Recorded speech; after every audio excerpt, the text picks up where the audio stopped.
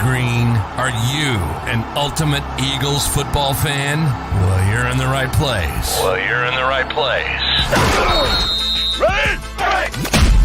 This is Birds 365, hosted by the new Mac and Mac, Jody McDonald and John McMullen. Here we go! Who collectively have covered and talked about more than 50 plus years of Eagles football. Kick off your day with Birds 365. You'll get debate. We love to argue. You'll get the real story from inside the locker room. And you'll hear from some of the great football minds from around the region. You're about to become an Eagles insider. Get in the game. Join Jody Mack and Johnny Mack and join the football community that flocks to Birds 365. Birds 365 starts right now. Welcome to the NFL. Let's go! Let's go! Go!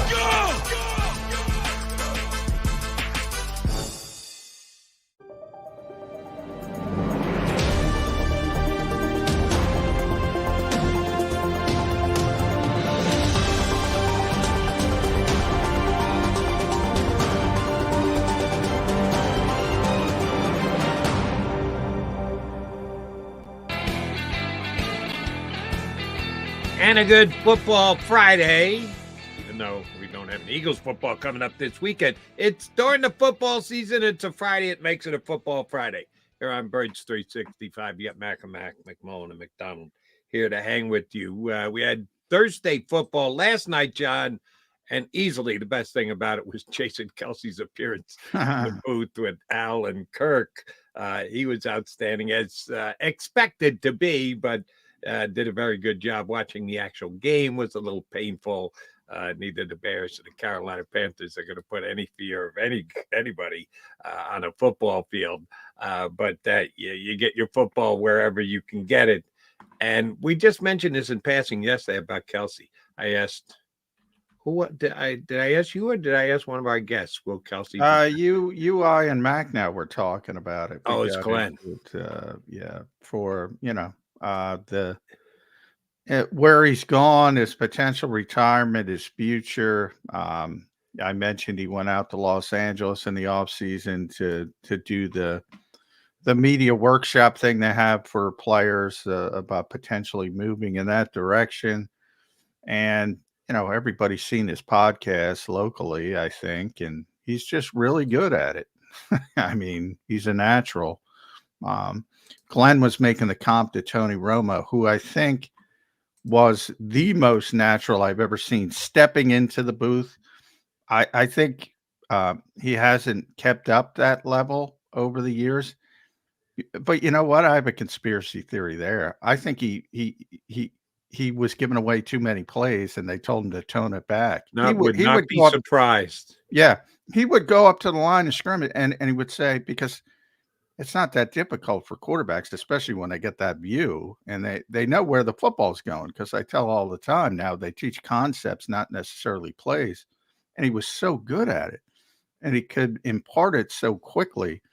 And I truly believe they told him to tone that down, which stinks for hardcore football fans, but probably, they're thinking about a larger audience. But I digress. I mean, Kelsey's one of those guys who I could see stepping in day one and being really good at it.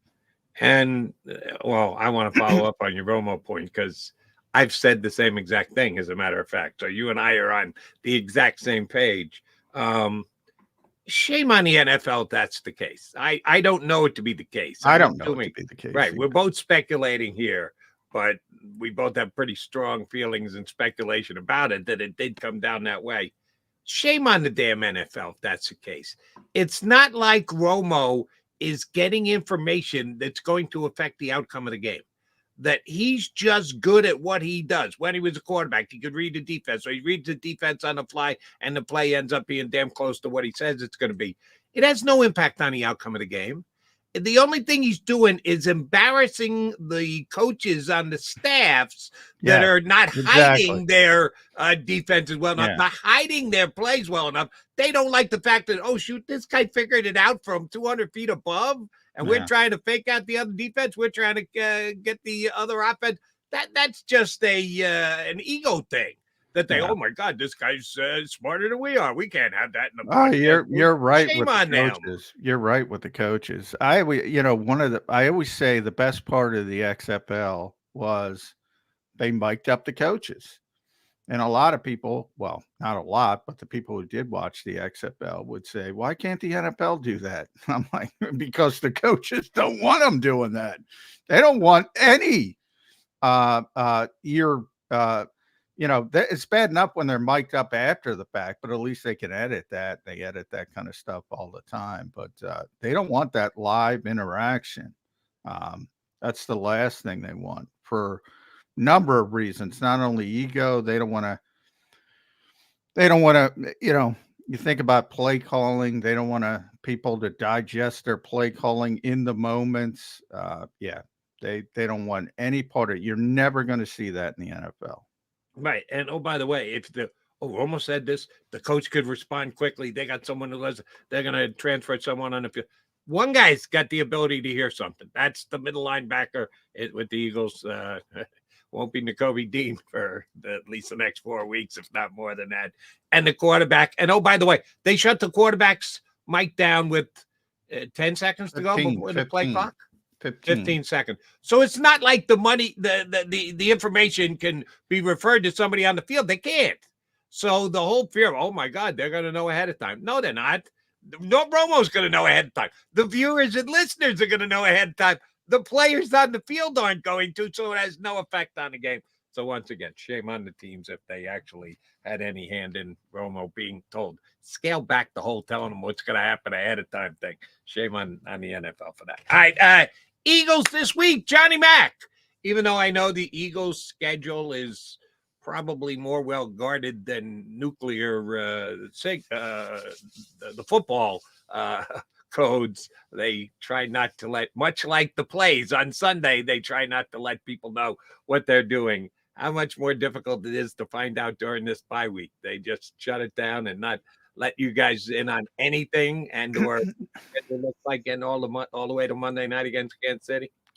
Well, no, I mean, next week they're going to practice. It's just backed up a day. So it's a normal week, but it's a Monday night game. So it's Thursday, Friday, Saturday instead of Wednesday, Thursday, Friday, for the practicing. And yeah, this week, I mean, the players aren't there. Jason Kelsey's out in Chicago doing NFL games. I mean, they're on vacation or one of the things in New York, there's a big kerfuffle about Zach Wilson going out to Utah, and he should be in the facility. No, he shouldn't be in the facility. He's not allowed to be in the facility. Now you could argue. Now, wait, time out New York, since we're talking about New York. If he shows up to work out, getting away, he can work out. That would be in the facility. So he can't be working with coaches. He's not allowed to do that. But you can show up and put in some time and effort. It bothers me when people criticize players for going on their collectively bargained vacation time. They're allowed to go on vacation. What is that going to do? You're right. I mean, he could go in and work out. Is that going to make everybody feel better? I don't know. Maybe. And I get the fact that he's not a good quarterback right now, but that's the limitations of this CBA, and that's the limitations of that sport. And that's why you see games like Thursday nights. And it was interesting. I think Louis Riddick tweeted out, I'm sure it was because I don't know if that was the reason he did it. I would have to assume it's the reason he did it. But he talked about, the draft and picking players and evaluation. And then he put, number 3, development and putting them in the right positions, essentially. And not everybody, I get trouble when I say that, but They forget about number 3, and they assume, oh, you draft a good player or you draft a bad player. And here it is. I finally found it. Research evaluation, 2, valuation selection, 3, development utilization. It's like, Bryce Young got all the talent in the world. That's why all these teams, all these crappy teams who are dreaming about Caleb Williams, that kid's got a lot to learn. He's got a ton of talent, but you better put him in the right spot with the right coaches, because he's not learning anything in that joke of an offense he plays in right now, which is simplified. Now I got to go timeout again. Joke of the offense that he plays in. Didn't we here put Frank Reich on a pedestal at one point when he? No, I'm talking about Caleb Williams. I'm talking about Caleb. Yeah, Caleb Williams. I thought you were still talking about Bryce. I'm talking. No, I mean Carolina's not doing a good job. I'm not sitting here saying, or again, research evaluation of the prospect, valuation selection of the prospect. Maybe they should have took C.J. Stroud. I've heard.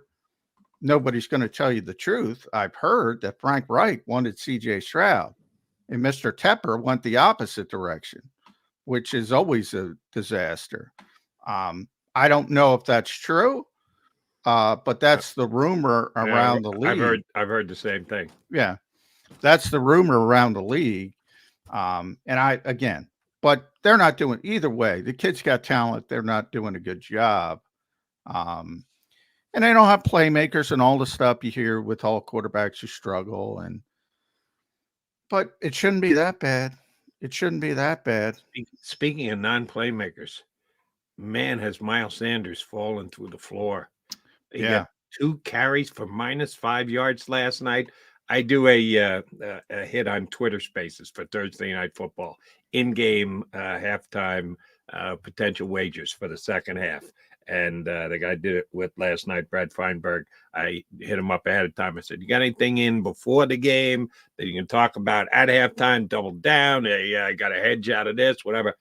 And he said he played Miles Sanders over 20 yards before the game started. He said, I thought for over sure 20. Yeah. He got -5 yards. -5. He got 2 carries. One play, he lost 5 yards. I think the other one got back to the line of scrimmage. Man, how the mighty have fallen. You got to give a tip of the cap to the Eagles again. They use a guy to a point.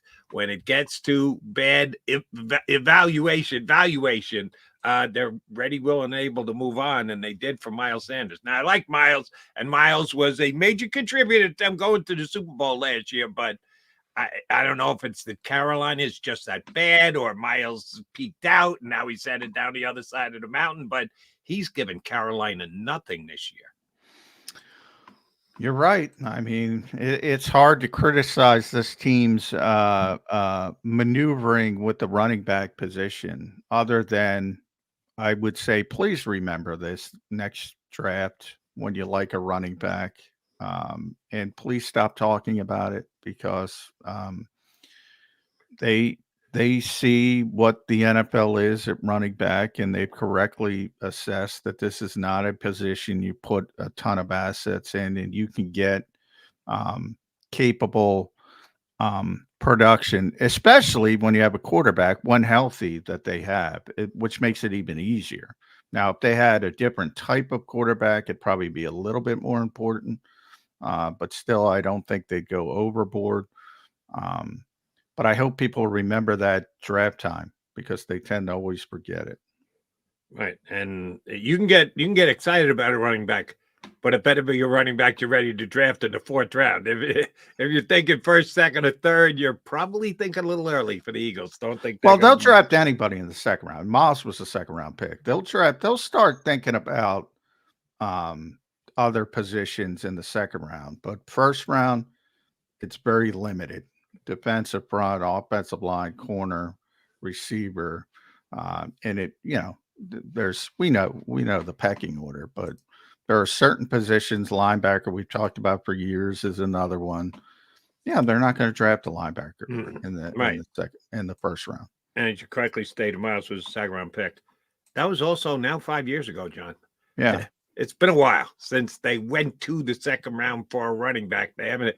Gainwell, fourth round, fifth. Gainwell was fifth, I believe. Fifth round. Yeah. Okay, so that tells you how much draft capital they put in the last 5 years in the running back position, and I don't think it's going to change mightily during this upcoming season. And oh, by the way, on the running game, I know the last couple of weeks the Eagles' running back numbers have dropped. Certainly, DeAndre Swift's have, and you've been second guessing the running back room just in general a little bit. Compared to the rest of the league, John, they're still damn good. Oh, Even with a declining 10. running game, 10. they're top 5. Yeah. They're not top 10, top 5. There's a little difference there. And oh, by the way, DeAndre Swift has an outside chance of winning a rushing title. He's number 3 in the NFL right now. That's not a bad place to be in. No, but the vast majority of it, he's like 3 yards, I believe, behind his career high. And the vast majority, it was 614, I believe. And the vast majority came in 2 games. It's all I'm pointing out, which is, hey, they count. They count. I mean, but 160, 130, almost half of his yards have come in 2 games when the quarterback was completely healthy and the threat was still there. Since the quarterback got banged up in Los Angeles, he's averaging 3.1 yards per carry, Jody. The difference is stark. And people are saying the offensive line is not doing their job. Well, the offensive line is still getting all these accolades. PFF still says they're great every week, with the exception of right guard. Yeah, and you can't just diminish that. I know it's 1 of 5, but it is a again. They've run 3 different guys through there from Jurgens to Opeta to Steen. It's not like they've had 5 blocks of granite across the wall. They've had to make some significant changes at right guard. Yeah, they have, but you made a good point in saying all you can do is contextually put it against the rest of the league, which I always agree with. And the Eagles' running game is still good. It's just that expectations wise and what people expect, it's down because of what they've been able to do in the past. Same thing happens with, look at the other offensive lines. I mean, nobody's got 4 Pro Bowl level players except Philadelphia. So, oh, boo-hoo, you got to deal with a little problem at right guard. Nobody else is going to cry you a river because they're dealing with multiple issues. Most other teams. The only point I tried to make, John, maybe I didn't illustrate well enough. You said when Jalen Hurts' knee got hurt and the other team started figuring out, well, that's why Swift's numbers have dropped. It kind of coordinates with when the right guard went down as well. So you and I can have an opinion. Neither one of us is ever going to be able to prove it. Which came first, the chicken or the egg? Is because the right guard isn't holding up. And Jason Kelce will tell you this, maybe the smartest offensive lineman we all know. You're only as strong as the weakest link. When you have one link in the chain that's not as good, it does affect all the others. So I guess I'm cutting Swift a little more slack than you are, because I certainly believe that Jalen's inability to run, other teams smart enough to figure that out. That's making it more difficult for Swift. But I'm putting some of it on the offensive line. I'm not giving him a free pick. Well, I would say this, and Cam, and I even said before, the game against Dallas and Tyler didn't play that well, that he would have a chance to seize that job. I mean, remember, Cam is the best that they have at right guard, but he's the worst of the Eagles' offensive linemen. That's a good position to be in, but they're not losing Jason Kelce. They're not losing Landon Dickerson. They're not losing Jordan Mailata, Lane Johnson. Those guys are stars. So, yeah, I mean, and plus we've seen Jalen Hurts for over 2 years doing this. And I know the impact he has on the running game. I've talked to the coaches about it. It's just massive. It's massive. And that to me, and we'll get another opinion soon with our buddy Paul Domowitch, that to me is the problem with the Eagles running game. They're not a good traditional running team. They're a good running team when Jalen Hurts is clicking on all cylinders. Right. They run a lot of RPOs, and when one of those options comes out of the mix and defenses are smart enough to realize it and don't have to put the emphasis on it, it just makes it much harder for Swift taking the carries that he is. But I'm rooting for him. Hey, quickie quit. Well, you know what? I'll wait for Damo. He is John McMullen. I'm Jody McDonald. Joining us next is our buddy. You can read his stat pack up on JAKIBSports.com. Also does tremendous work for the 33rdteam.com. Paul Domwich joins us next here on Birds 365. Go to get your game on. Go for the beers. Go for the cheers. Go for the hit and the hits. Go for the stakes and the stakes. Go to get your parlay on. Go to get your party on. Go for the scene. Go for the screens. Go for the gallery. Go for the win. Go to Ocean. Visit theoceanac.com to plan your visit. At Pond Lehocky, we've recovered billions of dollars for our clients, and we're confident we can do the same for you. With over 250 years of combined courtroom experience, we've helped over 100,000 injured clients obtain some of the largest settlements in Pennsylvania. One conversation is all it takes to help you and your family get back on track. If you've been injured in an accident, give Pond Lehocky a call. They're carving them up and good play calling along the way. First and goal at the 6.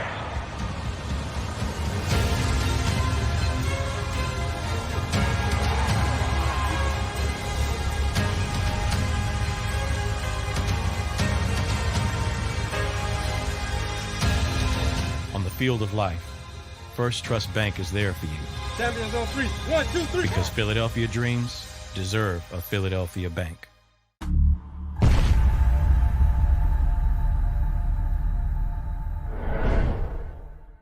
We're here to show you a better way to spend your state income taxes and get the money to where it's needed the most to the thousands of qualified kids. What we like about Blocks is they really know where the need is. This program ensures that their dollars come 100% into these kids for their tuition assistance. If you are able, Blocks makes the EITC piece go very quickly and very smoothly. Turn your PA state tax liability into need-based scholarships and receive a 90% tax credit. Since 1977, it's always been about you, the community, at Rafferty Subaru. And through the Subaru Love Promise, we prove we care by supporting charities like So Good Now. So Good Now helps kids in under-resourced areas by connecting them with student athletes to serve as mentors. We remove barriers so athletes can help youth in the corners of our communities where light and love are needed most. When you choose Rafferty Subaru, you help organizations like So Good Now. It's all about you at Rafferty Subaru. Do you stream on a Roku, Fire Stick, Google TV, or Apple TV? Now you can watch 6ABC 24/7 with the 6ABC Philadelphia streaming app. For the big story on Action News, search 6ABC Philadelphia and start streaming today. EAGLES, Eagles.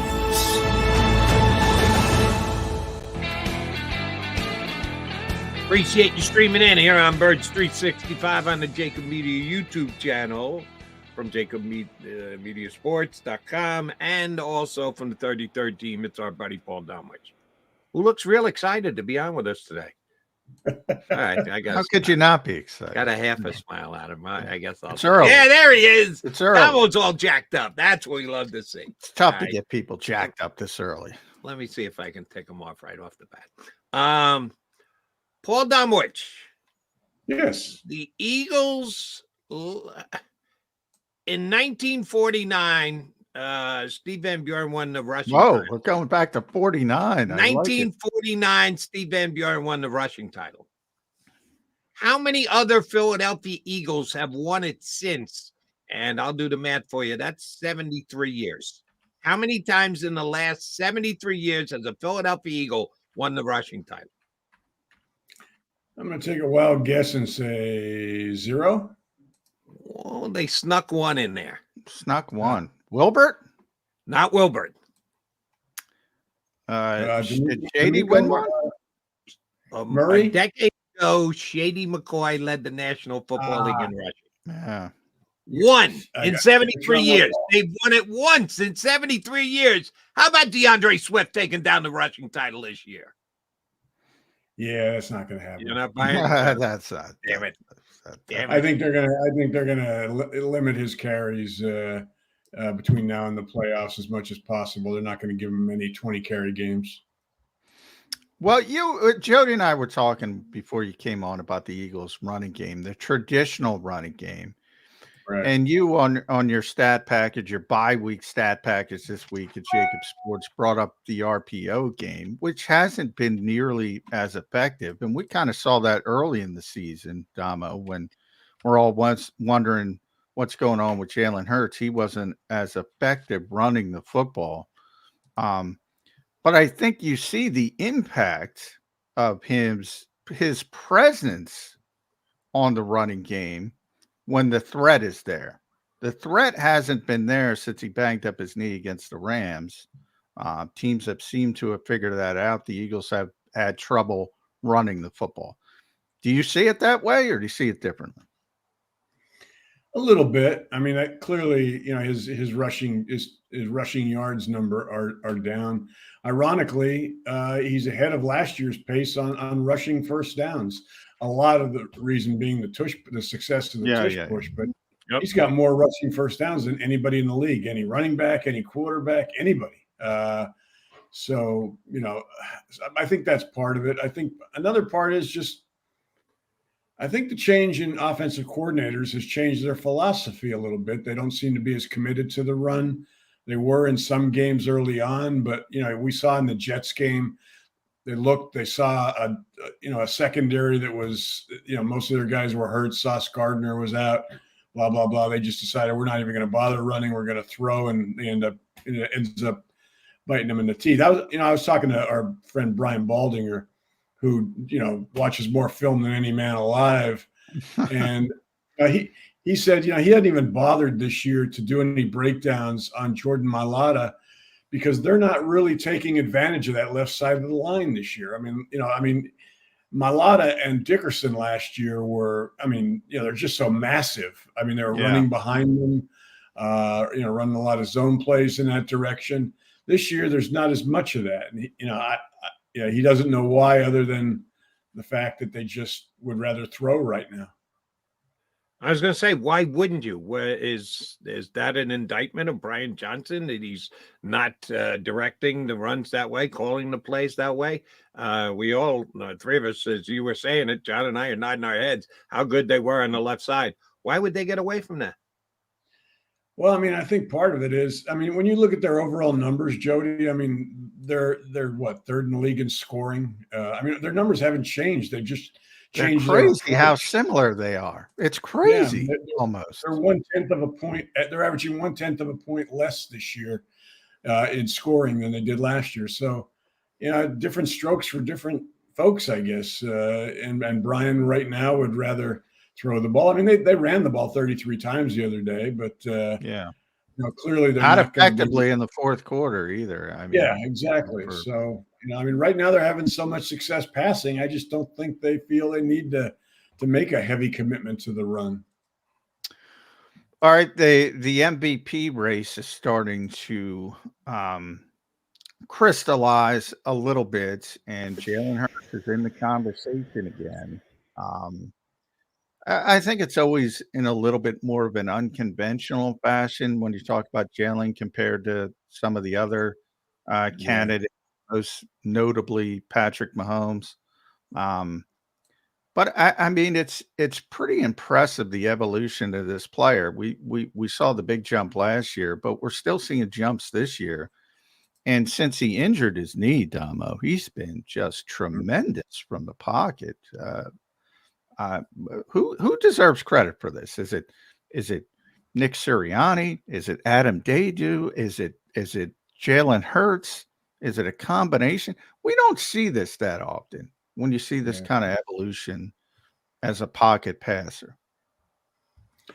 I think it's probably all of the above, but obviously mostly Jalen.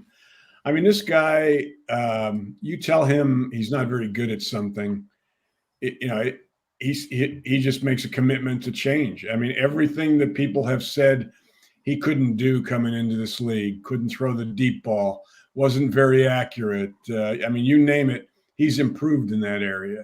This year, as I mentioned in my column, his third down and red zone improvement has been dramatic. Two areas that even last year when he was the Super Bowl MVP runner-up, he wasn't all that good in those two areas. So, I mean, he just, he goes on a mission when he feels there's something he needs to improve at, or when he's slighted by people who say he's not very good at something. He has been stone cold phenomenal and lived up to the contract. I don't know if we've asked you this over the last couple of weeks, and my apologies for not remembering. Jalen Hurts, other than tush pushing, is running the football less than he did last year. Certainly the last few weeks, it probably had something to do with the bone bruise on his knee. But even before that, the first couple weeks of the season, he wasn't running with the same reckless abandon that he did last year. And a couple of times when he decided to slide, I go, that's not Jalen from last year. Jalen tried to beat a tackle on that last year.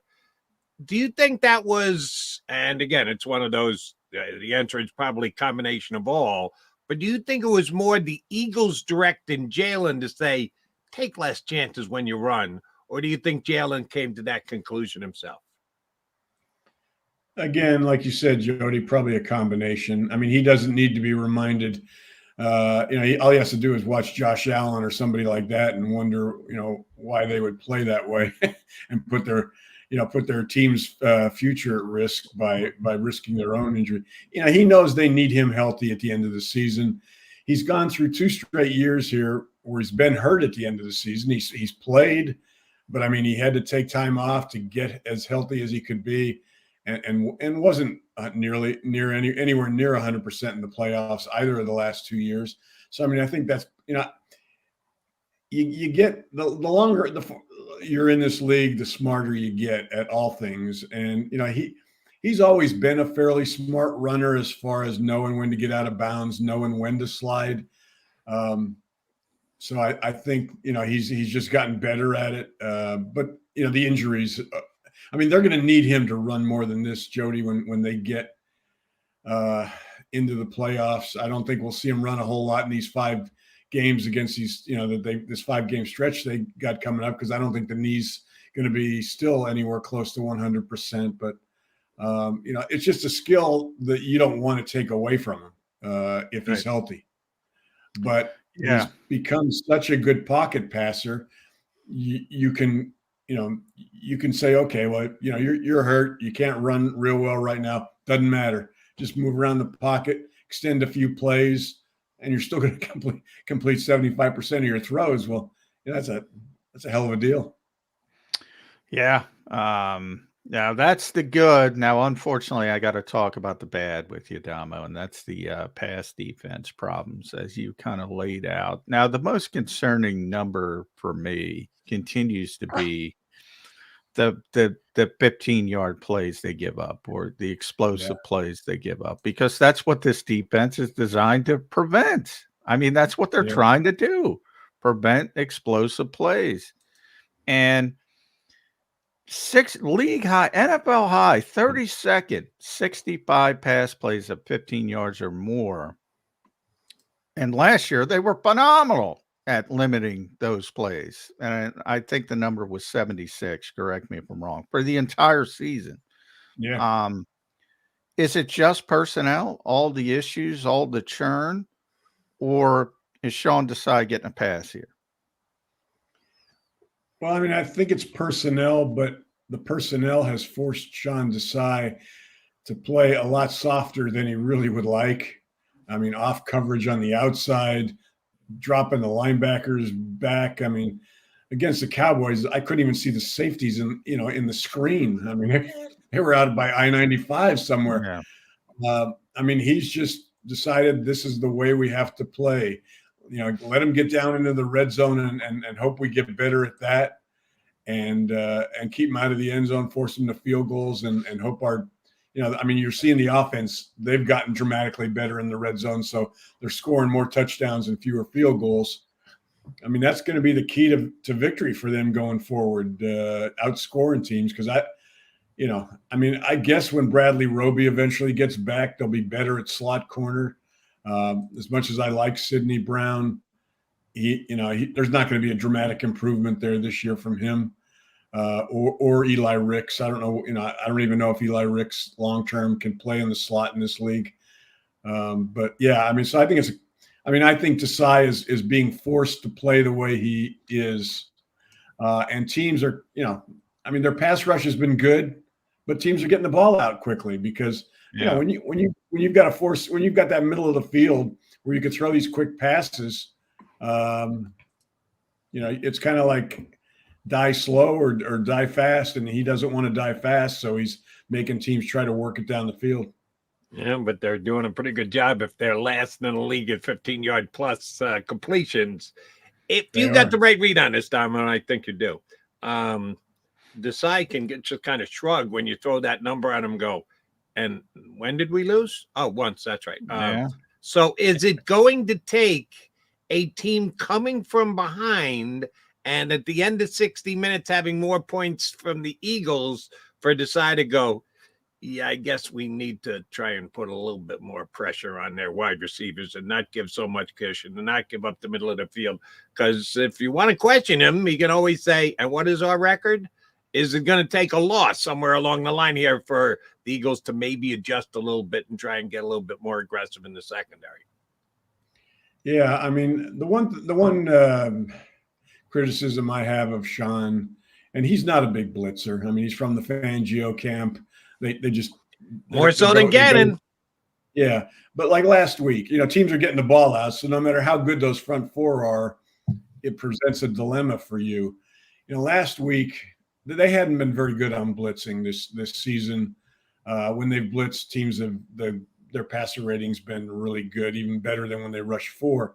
But last week against Prescott, they blitzed early. And they had a lot of success. He was 1 for 7, I think. They sacked him once, and then they stopped. They blitzed like 3 times the rest of the game. And as we saw at the end, I mean, you're hanging on for dear life with this team. I mean, if not for the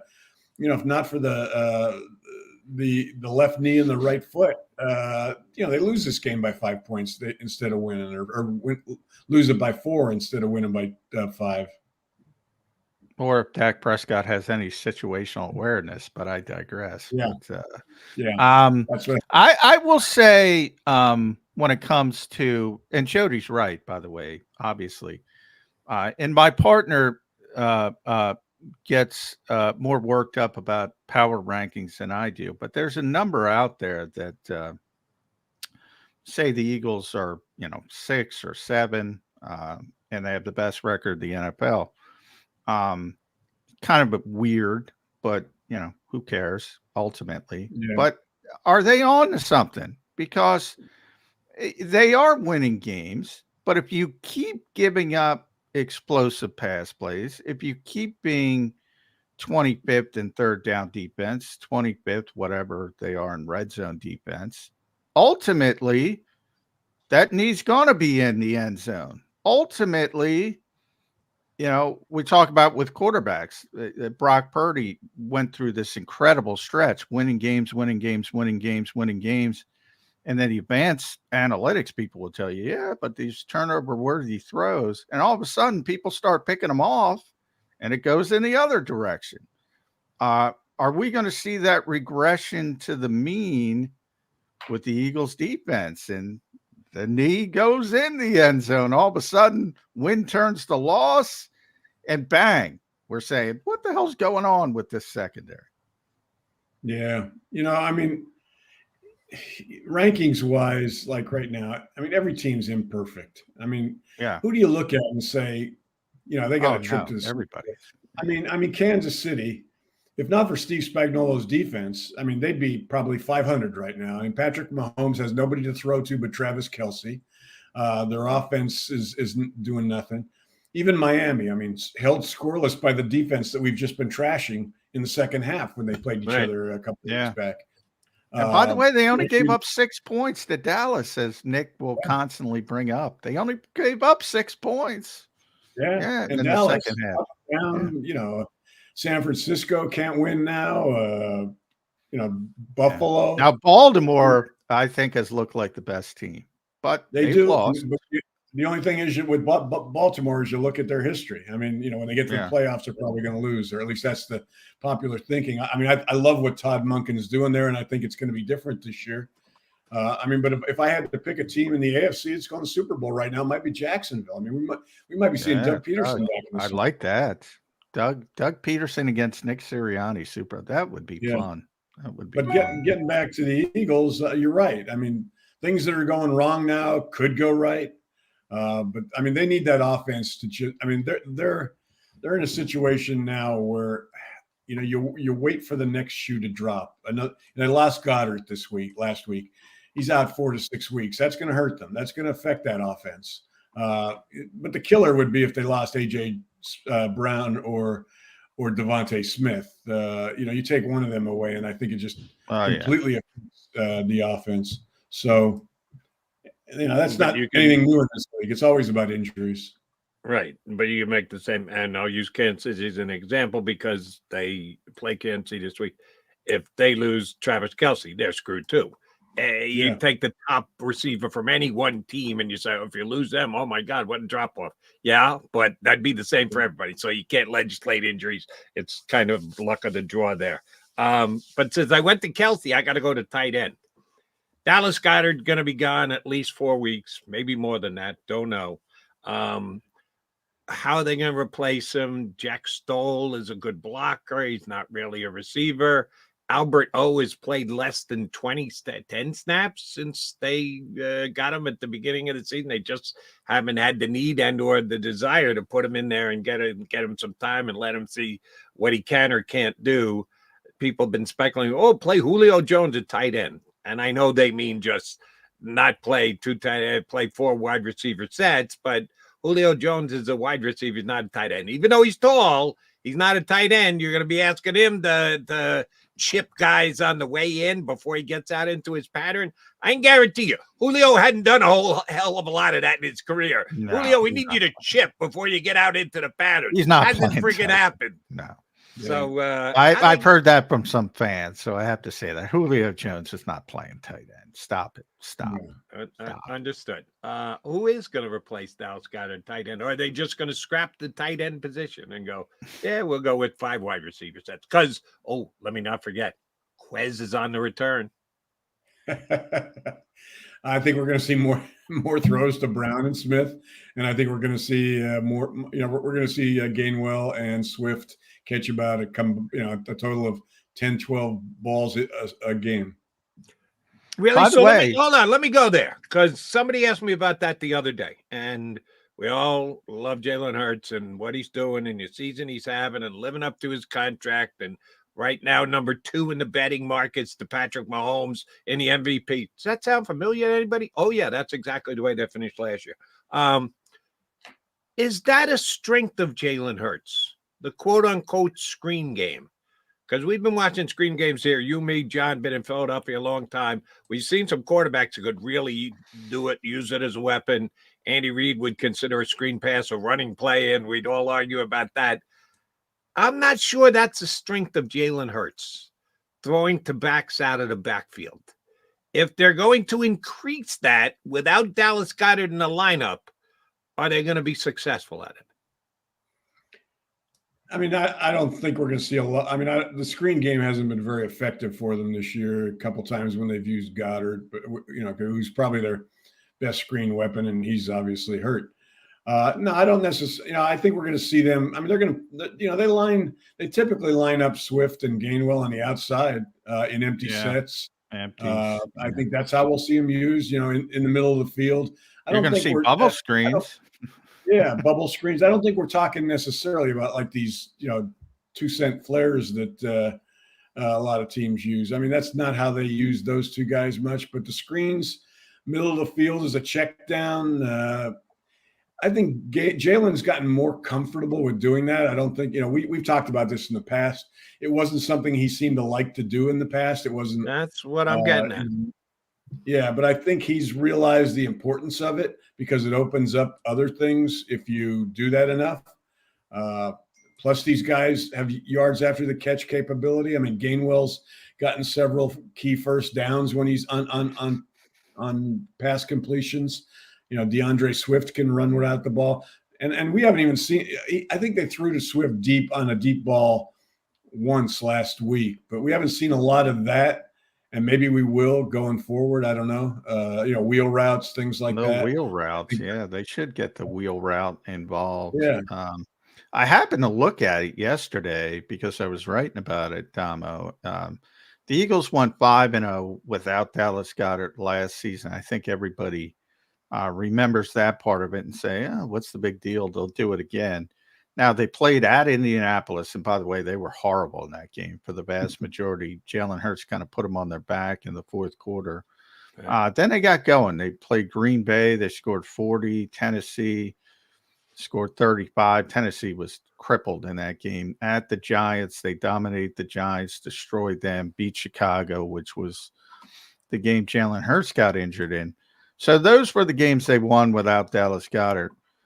This year, it's much tougher, number one, the schedule. We all know the upcoming schedule.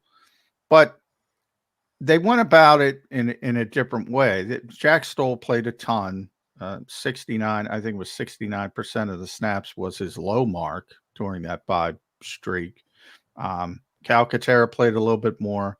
But obviously, Stoll caught 7 passes, 7 targets, 7 passes. Calcaterra caught 4. So they weren't throwing the ball to the tight ends. They were throwing it to Devontae ticked up a little bit. And Jody's favorite player, Quez Watkins, was the main recipient. He went from like under 2 targets a game to over 5 targets a game. That's Julio right now. That's number 3. So to me, it's going to be more Julio Jones or more Olamide Zaccheaus, or to Jody's behest, if Quez Watkins comes back. Whoever that third receiver is, that's the guy. That's the guy who's got to get more involved. If they're going to copy last year's successful templates. The place that they might miss Goddard, and it's not that he had that many catches down there, but we talked about Jalen's improvement and the Eagles' improvement in the red zone over the last 4 games. I mean, they've climbed up, I think, to 13th in red zone offense, which is a lot better than where they were like 5-6 weeks ago. Goddard only, I think, has I think he's got 1 red zone touchdown catch, which isn't a lot, but he's a presence down there that they've got to make up for. So maybe it's Calcaterra. I don't know. Maybe Alberto. Maybe AJ picks up the slack. He's been the main red zone weapon right now for Jalen. But that's where they can't afford to let up, because that's where their season rests, in the red zone. They need 7. We don't need to see Jake Elliott a lot the rest of the season. If we do, unless this defense gets a lot better, it's going to be bad news. All right, Damo, we were told by Darius Slay that he decided at the end of the game, I'm going to cover CeeDee Lamb. He just made that decision on his own, apparently, because there was a little bit of a surprise to the coaching staff. And that wasn't until late in the game. When is he going to decide he better cover Travis Kelce this week? Because somebody's got to be able to cover that Chiefs tight end, and the guys in the slot / linebacker position / safety position haven't done a real great job at coverage of a guy in the middle of the field of late. How are they going to deal with Kelce? Good question. I'm eager to find out, because you're right. They haven't. Jake, if you can't cover Jake Ferguson and Luke Schoonmaker, how are you going to cover Travis? Tackle Luke a yard short, though. It was all over. Good job out of you, Lance. I think what you do is you hope that he misses his flight back from Argentina. That's not bad. That's not a bad. They need to. That's a problem. They've already given up 5 touchdown passes, 2 in the last 2 weeks to tight ends. They gave up 3 all last season. Teams see this. They're watching the film, and Travis Kelce's probably telling his brother, boy, am I going to have a great day against you guys. So they got to find somebody that's going to cover him. I don't think it's Slay. I don't think he's big enough or strong enough to handle Travis Kelce, but I don't, you got to be creative. We're going to see this is one of the challenges. Go Yeah, the Hillary exactly. Clinton defense. Bracket Throw him. everything. Yeah, exactly. You're not going to confuse Patrick Mahomes, but you might be able to slow him down. That rush, if you can just get him to hold on to the ball, so we'll see. They've got to do something. right. They can't let Travis Kelce run wild. In that vein, at PDamo, make sure you follow Paul on X. Read him. JAKIB Sports, his stat package is up. 33rd team, does a tremendous job there. Nick Morrow, starting Mike linebacker. I think he's played better than Nakobe Dean. I think short term, the Eagles defense gets a little bit better. Why is everybody expecting the shoe to drop with Nicholas Morrow? I mean, if it does, all right, but he deserves to be on the field. I'm worried about the Goddard injury. I'm not that worried about the Dean injury, other than depth-wise. You don't want to go down if somebody else gets hurt, but as Jody pointed out, you can't legislate injuries. The best linebacker tandem they have right now is Nick Morrow and Zach Cunningham. Agree or disagree? Yeah, I agree. I haven't been real impressed by Dean lately. I think part of it's the way they're using him. I mean, they've moved their linebackers back so far that it takes away what he does best. They blitzed him once last week and he was effective with it. But, that's one of the things he does really well. But he's on a defense now that doesn't blitz. Can't play much downhill because that's not what they're trying to do right now. So, yeah, I mean, I think, Morrow is I don't think there's no slippage there. And the fact that Dean hurt his other foot, that's a scary thing. I didn't even know that till this morning when I read it. I thought for sure it was the same foot that he hurt early in the year. No, the right foot early in the year, left foot this time. Guy just got bad feet, and that's a bad thing for a linebacker in the National Football League. All right, Damo, with the Chiefs coming up next week, we know what the gauntlet is that the Eagles have to go through before they get to the 3 layups at the end of the year. What do they got to do here in the next 5? The goal is to have home field advantage throughout the playoffs, end up with the best record in the NFC. That's the overarching goal. You got to know what the other teams are going to do. Lions are the one that are closest as of right now. For the Eagles to retain the position they have as the road to the Super Bowl runs through, what do they have to do in the next 5 games? 3-2 would be nice. I'm not even sure that's going to be good enough, though. I mean, Detroit. I mean, don't fall asleep on them. They've got a soft schedule the rest of the way. They're 6-2, I think. 6-2 or 7. Very soft schedule. Yeah. I mean, they could end up running the table and being 15-2, but still, I mean, the best. If you ask me a good scenario for this team right now in the next 5 weeks, I would say winning 3 out of 5 would be great. Yeah, I think that would be fun. And by the way, Eagles fans, keep an eye, because this is a game this week that Detroit could lose. They're at the LA Chargers. And the Chargers are up and down. We all know they're Heckle and Jekyll. But when they play well, they're capable of beating them. If they beat the Chargers, then you got to wait. I think they play Dallas down the road. They don't have a lot of losable games. You got to hope Josh Dobbs is the real thing and he can get 1 of 2, maybe.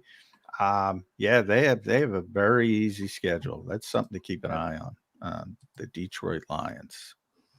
That's why I think you need to get 4-1. I know 3-2 is we're greedy here. What can we say when you go to the Super Bowl the year before? You're greedy coming back next year. If they go 4-1, they're in very good shape. 3-2. They could be on the wrong end of a tiebreaker at the end of the year. I will say one thing real quick, guys. I mean, these 5 games don't look as ominous as they did 2 months ago. No, they don't. Buffalo doesn't look as good. The Chiefs, as you mentioned, have had some struggles offensively. San Francisco's struggling. Dallas, they've proven they could beat Dallas. Seattle's a good team, but that's a really difficult place to play, though. Seattle. It is, especially and Kansas City's tough too. I know they lost the home opener to the Lions, but that's still tough. No, that's a tough place to play. Yeah, Arrowhead's very loud. for an outdoor stadium. So they got their work cut out for them. Domowitz, you got your work cut out for you this week. You got to be in front of that TV watching as many games as possible on Sunday. You up for the challenge? I certainly hope so. I'm surprised that Carolina-Chicago game didn't finally turn you off football for all these years. I watched 2 minutes of that game and quickly went to Netflix. You guys didn't suffer through Jets Giants like I did. Oh, last night's game was a walk in the park compared to watching the Jets and the Giants. There's been some bad football played in there, at least on the offensive side. Some bad football played. Some quarterbacks, some guys in the league that are playing right now that should not be playing quarterback in the National Football League. Yeah. And unfortunately, one of them might be the number 1 overall pick, unfortunately, for Carolina, which is not a good believe I heard that there's been 10 rookies that have started a quarterback already. Yes. That's an NFL record. Yeah. Yeah. Good luck with it. And I think they had one because DeVito hasn't started yet, and he's got to start this week. He's only coming in relief. And oh man, it's tough to watch when he does come in relief. He gets to actually start this week.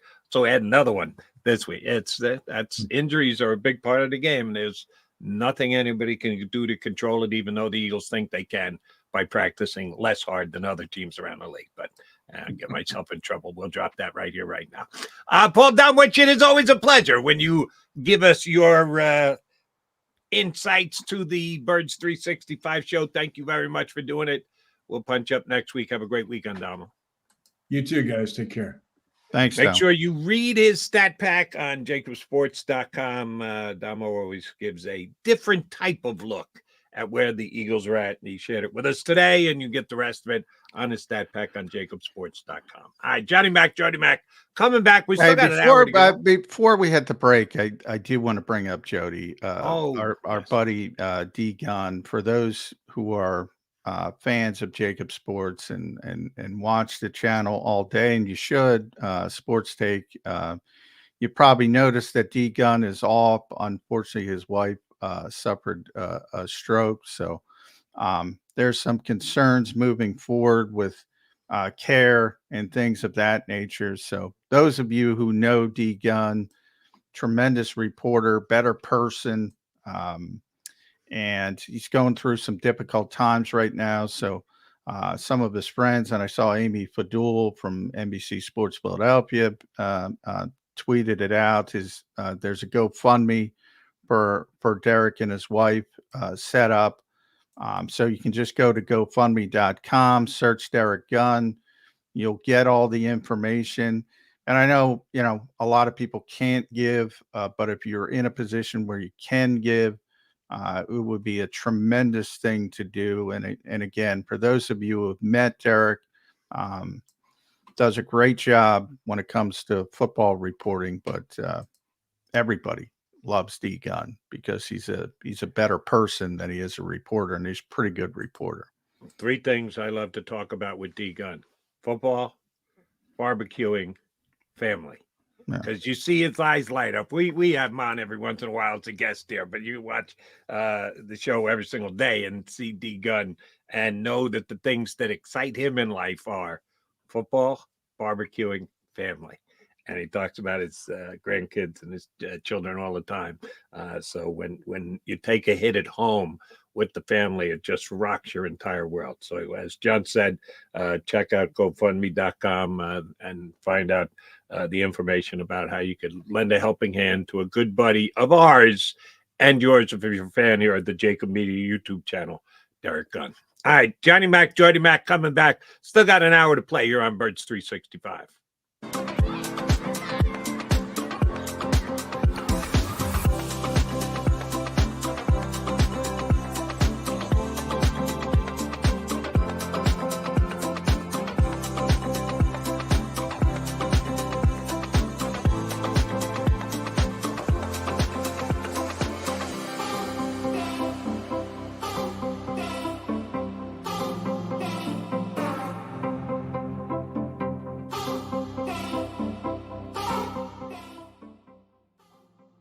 If you own a company and you're not producing a podcast, you're missing out. The public consumes messaging when they're ready. Join the professional podcast network of companies and let JAKIB Media Partners put you in the podcast arena. Come to our professional studio, or we'll come to your place of business and professionally produce your company podcast. Call JAKIB Media right now at 267-261-3428. 267-261-3428. My name is Dr. Bruce Grossinger, and I'm the medical director of Philadelphia PRP and Stem Cell Institute. I'm reaching out to those who suffer from spine and joint pain. We use treatment methods that require no surgery, no scalpel, no drugs. Running, walking, or whatever your desires are, Dr. Grossinger is where you need to come. You can benefit from the same PRP and stem cell treatment as Wilbert Montgomery. Call us now at 610-222-5675. We're here to show you a better way to spend your state income taxes and get the money to where it's needed to most to the thousands of qualified kids. What we like about Blocks is they really know where the need is. This program ensures that their dollars come 100% into these kids for their tuition assistance. If you are able, Blocks makes the EITC piece go very quickly and very smoothly. Turn your PA state tax liability into need-based scholarships and receive a 90% tax credit. Win and save this baseball season from Colony Pools and Power Washing, a local company serving Delaware, Delco, and Chester County since 1970. Are you tired of looking at your green house? Is your roof, siding, deck stained green from algae and mold? Let the experts pressure wash your home and take the pressure off of you. Win with Colony Pools and Power Washing. Call them now at 302-762-2250. That's 302-762-2250.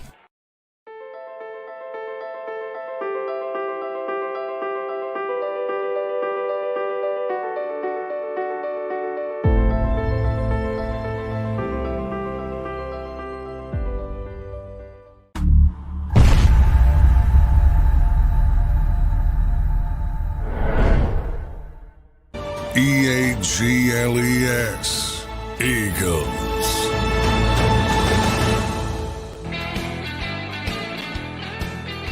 He's John McMullen. I'm Jody McDonald. That makes us Mac and Mac here on Birds 365 Football Friday, bye-week Friday. Yeah, no Eagles game on Sunday. I already checked the sched. Certain games I do want to watch. You mentioned the 49ers and the Jaguars. That's a good game. That could be the last two teams the Eagles play this year. 49ers in the NFC Championship game and the Jaguars in the Super Bowl. A little preview there.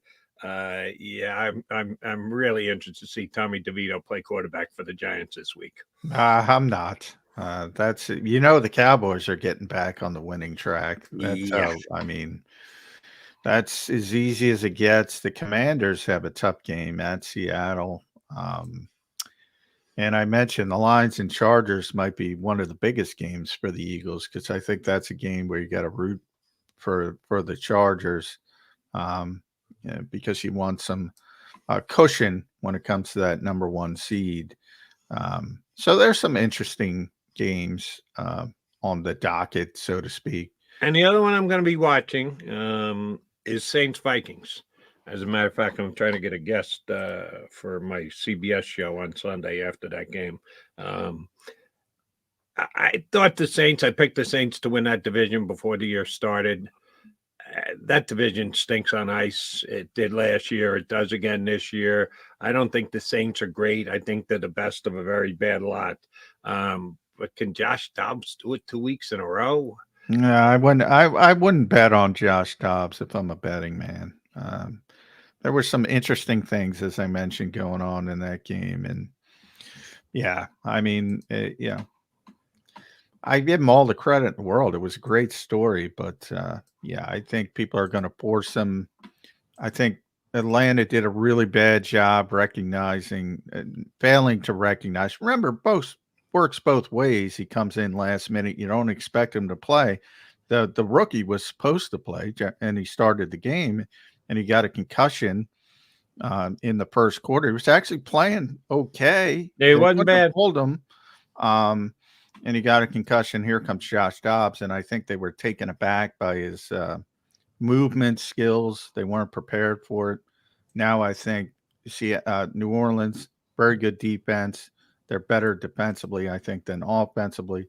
Demario Davis, one of the best linebackers in the NFL. I think they'll be very cognizant that if they control the running aspect, he's got to sit back in the pocket and throw the football. He doesn't know the offense.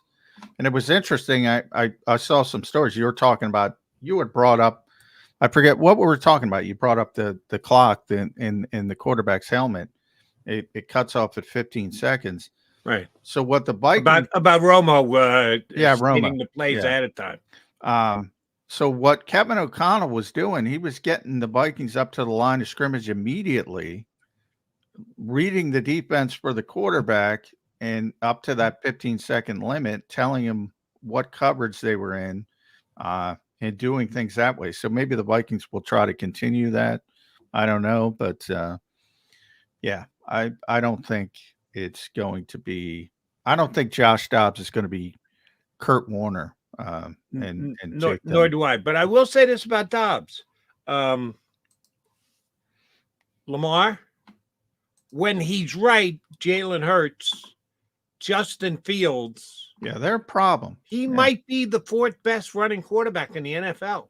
Yeah, he can runner. pull it down and take off. Yeah, he really is. That's a legit wrinkle and they get a week, 3 whole practices, whatever it is, to work on it and incorporate it into their offense.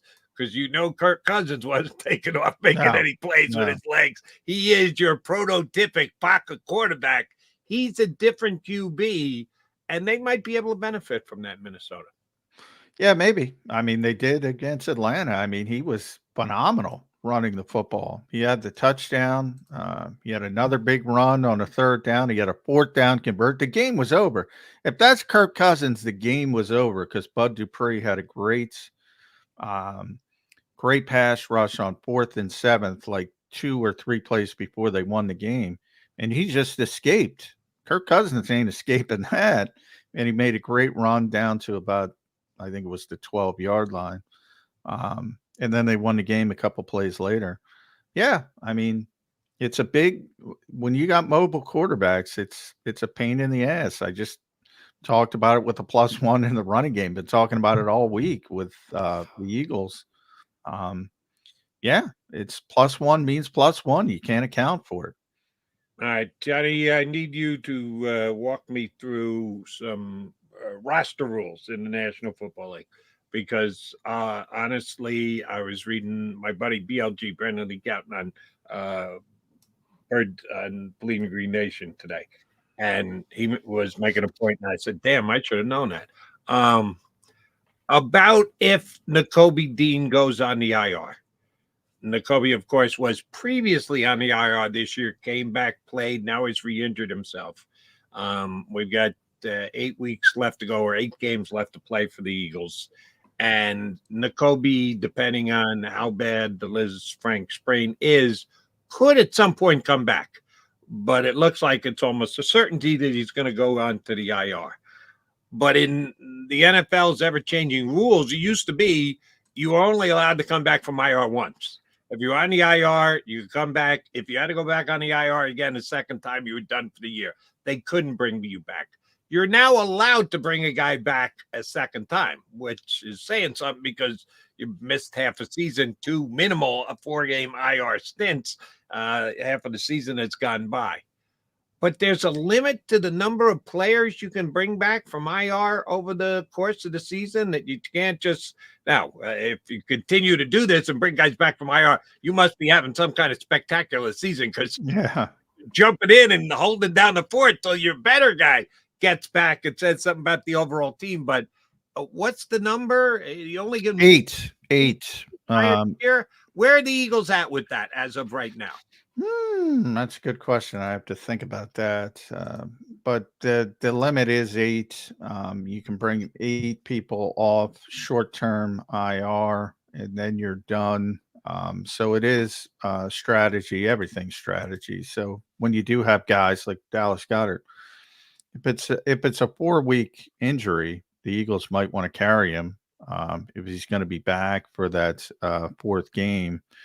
Remember, they had the bye week, and that helps as well. So they might want to carry him. Because if you do go on IR, that means you have to miss 4 games, not 4 weeks, 4 games. Like games, right? Yes. So the strategy is always a part of it. But yeah, now I do think, and I'm not positive about this, I do think the third time you can't come back. I believe they made that tweak. Okay. So in other words, I think, but I'm not positive about this. I have to look it up. I think if you go on, you can come off twice, but you can't come off a third. One individual player can only come off twice. Yes, I believe that's the case, but I'll double check in the break. It used to be you could only come off once, right? And they changed that rule, and you can come off at least twice, but that affects obviously the 8 total. So you are limited by the 8 total, which is a lot more liberal than it used to be, and it gives a lot more flexibility to GMs around the league, and Howie's done a tremendous job with that. But when you start talking about Cam Jurgens and Justin Evans and Quez Watkins, Quez is coming back. They say is you have to start thinking about that 8 number. Yes, you do have to start thinking about it. Right, because the numbers are starting to add up, and I give BLG credit because he alerted to me on the post that he did. I had forgotten that there was a maximum number of IR activities you could do. That there was, guys gone for 4 weeks, and you can bring them back. No, there's an 8 total for the entire year, and the Eagles have put. We forget, and I absolutely am guilty of this. Justin Evans has gone completely out of my mind. You talk about out of sight, out of mind. This is a guy who was starting and playing certain games. I'm pretty sure he had at least one of those 100% of the snap games, Johnny Mac, that they don't even get him off the field. Oh, yeah. They don't do that with their safeties. They like their safeties to play the entire game. They rotate the defensive linemen because of the nature of the way the season has gone. With linebacker, guys are in and out. Yeah, if they can, they get Slay and Bradbury as close to 100% as they can. But even they get a snap off every once in a while, or take a shot like this past week. Both Slay and Bradbury got hurt in the 4th quarter and had to come out for numbers of plays before they got back in there. Evans has been a guy who's played every snap of certain games. And I still forgot that he's on IR. Maybe it's because they added Byard or whatever. But how much do you think they're counting on him when he does come off IR? And what was the latest you heard before they went on the bye as to when they think Evans is going to be back? Well, yeah, they're never going to put a timetable on people. Yeah, a lot of people forgot about Justin Evans. Right, because you told me last week, and I'm not picking on you, but you did say it. Jurgens looks fine. And then Jurgens wasn't ready to be activated. He did look fine. I think they wanted, I'll be blatantly honest here. I think they wanted to look at Tyler Steen, and they were hoping. For the Dallas game, you really believe that? I really believe that. Otherwise, why aren't you playing Sua Opeta? Sua played. Sua was healthy. They kind of blamed it on the hip injury, but he was ready to go. Yeah, the same thing happened with Dallas Goedert. Dallas Goedert, now, hey, players aren't doctors. Dallas Goedert said he was completely fine. And I said last year, yeah, he should be back after the 4th game. Well, they kept him out another week.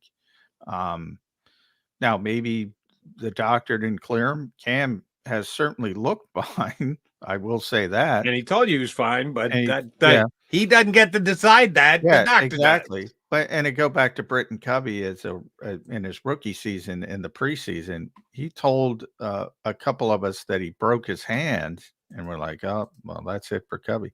Well, it turns out he thought he broke his hand, but he didn't break his hand. So, I mean, yeah, players aren't doctors, but I really do that. Like I said, if Tyler Steen played well against Dallas and he didn't play that well, I think, I think Tyler Steen might be the right guard coming out of the bye. Now I think it's going back to Cam. So I think I'm not saying that was 100% the reason, but I think they wanted to look at Tyler Steen real quickly and sort of get a beat on where they're going. Because Johnny, you're there. long term, that's where they want to be. Cam Jurgens at center, Tyler Steen at right guard. You're there every day. I'm not. So you certainly have a better grasp of it than I do. Either being able to judge it yourself and or whatever on the record, off the record sources you have. If that's the case, shame on the Philadelphia Eagles. That game was too important to be testing out a rookie to get startup costs over and done with. Yeah, well, in order to evaluate him. I disagree. They did that with Sidney as well, if you remember. Sidney told me that he was ready to go, and they kept him out another game. Here's another one. And ultimately, they put him out there. I had argued, remember the week going up to the Jets game, I said, that's the perfect game to get Sidney Brown on the field. And they waited another week, and they put him on the field in a much tougher environment. Yeah, they've done that a couple times. Yeah, but wait, well, hold on, John. That's a little different. You're talking about Sidney getting back and playing. The other one we're talking about, Cam Jurgens waiting. Sidney's a rookie. Jurgens has got a year under his belt. I can see holding up on Sidney because you don't want to. Well, push I'm rookie. just comparing. Why wouldn't you want to push Cam Jurgens? No, I'm not comparing the Jurgens. I'm comparing the startup aspects. They did the same thing to Sidney Brown. That they're doing to a rookie player in Tyler Steen. That was my comp with that, not Cam. I don't now from the Eagles' perspective,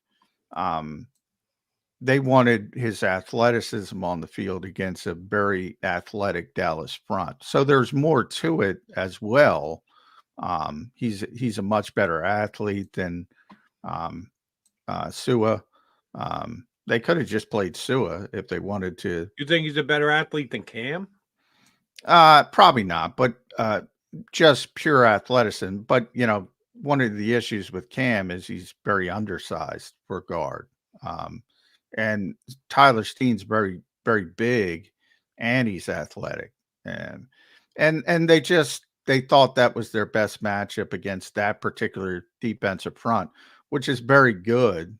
And I get it on paper, but I just think it's really difficult to say, all right, you got to play 6 snaps against Washington, and I'm talking about Tyler, and they were 6 very good snaps, but they were 6 snaps, and then say, all right, we're going to throw them out there against that front. Yeah, I don't think that was necessarily the fairest way to go about it, and that's where the comp to Sidney comes, because Sidney was coming back, yes, but he was going to have to play a lot. You knew he was going to have to play a lot. By that point, I understood they wanted to work him in. They had the injury, the Reed Blankenship injury, but before that, it was already clear they wanted to work him in the slot to get him on the field, and they were moving in that direction. And I thought the Jets was a perfect opportunity, and they waited a week to the best offense in football. And it worked out. They win every game, but it just didn't make sense. They didn't win a Jet game. Yeah. It just didn't make a sense from a logic standpoint to me. There's, we laud this coaching staff a lot. We should, but there are little things where you go, that doesn't make sense.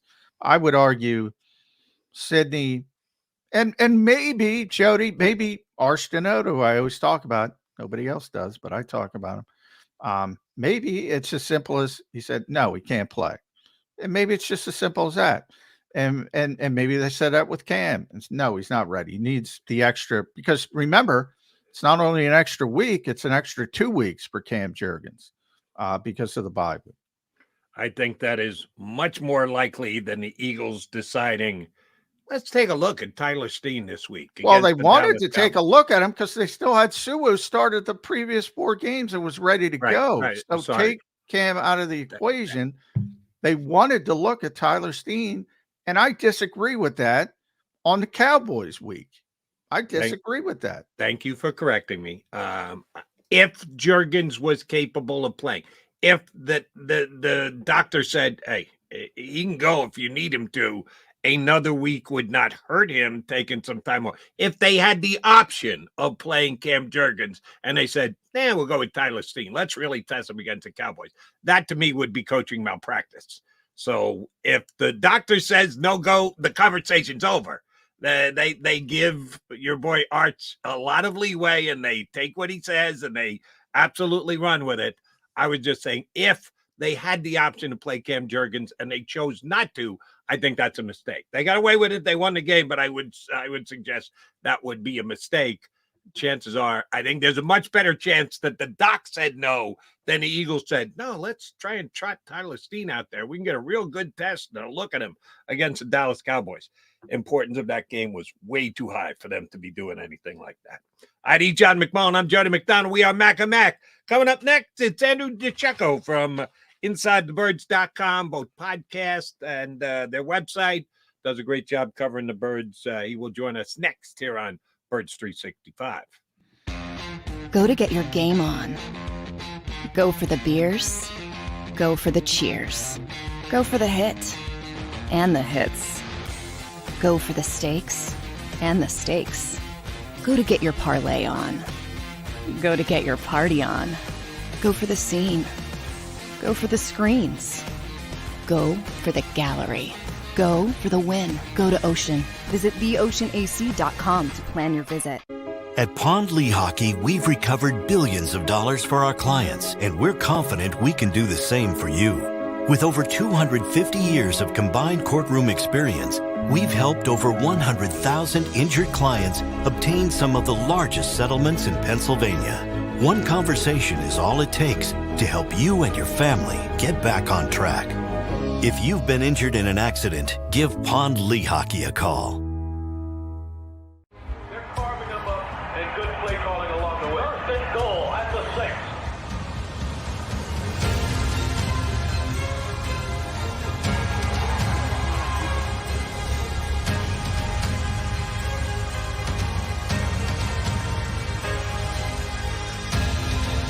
Field of life, First Trust Bank is there for you. Champions on 3. 1, 2, 3. Because Philadelphia dreams deserve a Philadelphia bank.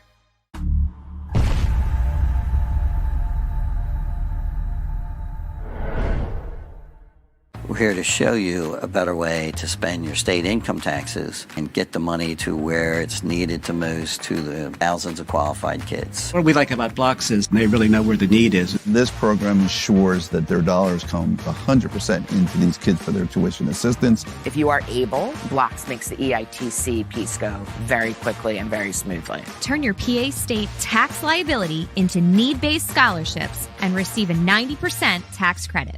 Since 1977, it's always been about you, the community, at Rafferty Subaru. And through the Subaru Love Promise, we prove we care by supporting charities like So Good Now. So Good Now helps kids in under-resourced areas by connecting them with student athletes to serve as mentors. We remove barriers so athletes can help youth in the corners of our communities where light and love are needed most. When you choose Rafferty Subaru, you help organizations like So Good Now. It's all about you at Rafferty Subaru. Do you stream on a Roku, Fire Stick, Google TV, or Apple TV? Now you can watch 6ABC 24/7 with the 6ABC Philadelphia streaming app. For the big story on Action News, Search 6ABC Philadelphia and start streaming today. EAGLES. Eagles.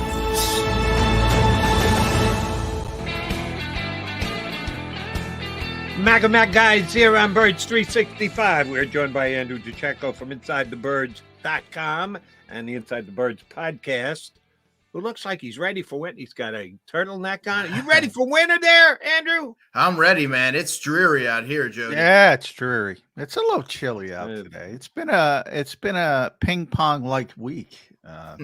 Cold, hot, cold, hot. Craziness. Yeah. Craziness. I like that, Andrew. All right. Craziness of the Eagles bye week. We'll start there. Scout time. Andrew DeCecco, South Scout and the Eagles. What are you fixing first if you're Nick Sirianni and company? Well, I got a few things, John. I would say red zone efficiency, which I think has gotten a little bit more fluid. It's started out a little bit rough. Brian Johnson starting to find his way a little bit. Turnovers, both defensively, you would like to see them come up with more. That's what made them such a dynamo last year. And I also think that protecting the football, Jalen Hurts, I believe, had 15 total turnovers last season, 9 interceptions, 6 fumbles, and he has 12 right now. And the running backs, Kenny Gainwell and DeAndre Swift, combined for 5 fumbles. Miles Sanders had 2 last year. So it's uncharacteristic, really, of a Nick Sirianni team. So those are certain things that when you don't have the depth, John, when health hasn't been on your side, you have to make sure that you clean up if you want to take down some of these Goliaths that you're going against in the coming weeks. All right. I don't know that we mentioned Kenny Gainwell once, that maybe throwing the ball at the backside of the backfield. I don't think we've had you on. I know we haven't had you on since the coach confused me on how he feels about Kenny Gainwell, because Gainwell had a bad fumble against the Commanders. So someone asked him his press conference, why do you continue to use Kenny in high leverage positions? And the coach got his nose out of joint a little bit. Every time I pull somebody, when they make a mistake, I'd have to pull Jalen Hurts. I'd have to pull A.J. Brown. So he's comparing Kenny Gainwell to A.J. Brown and Jalen Hurts. Really, coach? But he did. He went there. So then last week, they give it to him in the red zone. He makes a nice run, hurdles over a guy into the end zone. Looks good. All right, we've annexed the jigs of Kenny down by the goal line. And then they give him 2 more carries the rest of the game. Does the coach love Kenny Gainwell, or doesn't the coach love Kenny Gainwell? Should I be pointing the finger at Brian Johnson, or is this a Nick Sirianni thing? Where is Kenny Gainwell in the mind of the coaches right now? I think they really like him, to be honest with you. I think that they're still trying to find a good rhyme or reason. I mean, if you look no further than last season, Boston Scott, it was kind of like a spin the wheel. He would randomly get carries inside the goal line, maybe 2 carries, and then you wouldn't see him the rest of the game. I don't know that there's some sort of a formula to how they deploy their running backs, but it is really curious. But I do know that, and John can attest to this, that Kenny Gainwell is their situational preference. They do trust him. And that one blip, yes, it was crucial. It could have been costly, but it didn't deter them from relying on him, and it won't moving down the stretch here. Andrew, we've been talking about this all week, and I want to get your thoughts on it, because at some point, I just got to give it up and say the Eagles are just not that good when it comes to running the football traditionally, what we think of. And obviously they're not under center. So in their case, they're a gun team for the most part. So you have the running back offset. You just kind of hand it off to them. They're not good at that. Can we say that definitively, or are there other issues? Cam Jurgens not being a right guard. I happen to think that Jalen Hurts' impact is the big problem on the running game. Are the running backs that good as a group? So a little bit to unpack here, John. So I would say Mike Gill, our friend Mike Gill, asked me this question yesterday on Football at 4. I think it's a multi-layered reasoning for why the Eagles running game hasn't really been able to catch fire as of late. And Cam Jurgens is a big loss. Cam Jurgens I thought he really acquitted himself well at the right guard spot and took to that really well. But that's not to say that he's the sole reason why the running game hasn't been able to sort of get any sort of traction and consistency. I think the loss of Jalen Hurts being that +1 that defenses had to be honest for, not having him out there is completely detrimental to the running game. Teams are able to play them differently, and you're seeing that. And I just think that the running back situation in general, they have the group right now, I think, is better than what they had last year. I think DeAndre Swift at his core, at his best, is a better player than Miles Sanders. So I don't know that, and that's not saying that they're great, but I think that they're good enough where they should be able to get some semblance of a running game. Maybe not the 175 yards that you saw week 2, but certainly 80, 90-yard rushing games shouldn't be out of the realm of possibility. But we all acknowledge that the Eagles' passing game is better than their running game. Eagles' passing game can be put up against any other passing game in the National Football League. We saw Flores do it in week number 2 and just say, oh, yeah, I'm dropping everybody. No, you're not going to throw the ball for 350 yards against us. We're going to dare you to run the football. So they did, and Swift went off, and the Eagles won the game. Nobody else has gone there since. will someone go there before the season is over and say, we just need to do it better than Flores did. We need to conceal it better, hide it better, adjust better. Will someone dare the Eagles to run the football in a game between now and the end of the year, the way the Vikings did? I don't think so. I mean, depending on what the knee situation is moving forward, they may say, hey, look, we want you to stand back there in the pocket and can see if you can continuously beat us with your arm, right? I think that, and Jalen hadn't been able to do that the last couple of weeks. He's picking the snot out of everybody. Yeah, Why? And that's what makes this team even more. I'm more impressed with how they've been able to win versus last year. They've been able to cruise to victories. This year, they have to find different ways to win. Jalen Hurts had to redefine how he's been able to play the position. Different key players have to step up in crucial moments to win these games. So I think that you're going to see teams continue to play the Eagles the way that you've seen it and say, can you continuously beat us with your arm? Versus, hey, okay, let's see if they can run the ball on us. Eagles are 8-1, Andrew. 27 consecutive regular season weeks. They have been either the best record in football or tied for the best record in football. Yet there's a bunch of people, I'm told daily, nationally, that don't believe in this team. And, you know, when I start to think about it, I say, how could you be that other than being a hater, blah, blah, blah, other than being a Cowboys fan, blah, blah, blah. But I look at this pass defense, and our buddy Paul Domowitch broke down the numbers over the last 3 games. This is scary, Andrew. 27 of the 91 pass completions. So first of all, they're giving up 30 pass completions a game. That's scary enough. Against the defense have been for 15 yards or more. The Eagles are dead last in giving up explosive plays, 15 yards or more, 65 this season. They gave up 76 all of last season when the defense was terrible. This scheme is designed to limit explosive plays, and they can't limit explosive plays. Is that simply going to be fixed when Bradley Roby shows up and Kevin Byard gets more comfortable, or do we have a serious issue here? Yeah, I mean, when you look at last season's secondary, John, they gave up an average of 179.8 passing yards per game. Now that's about 257, if I'm correct on that.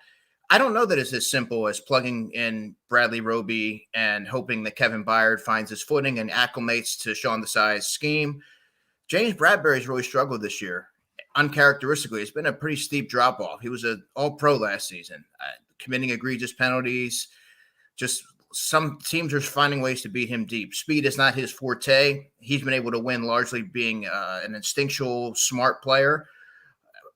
Darius Slay, I think, has been phenomenal. He's been a lot more physical this year, coming up and making tackles on players. Reed Blankenship, I think, has exceeded expectations largely, aside from that Commanders game. Yeah, but one game. Yeah, but I think it's a multi-layered problem here when it's not just the slot cornerback position. I think the lack of continuity at safety has really impacted the team.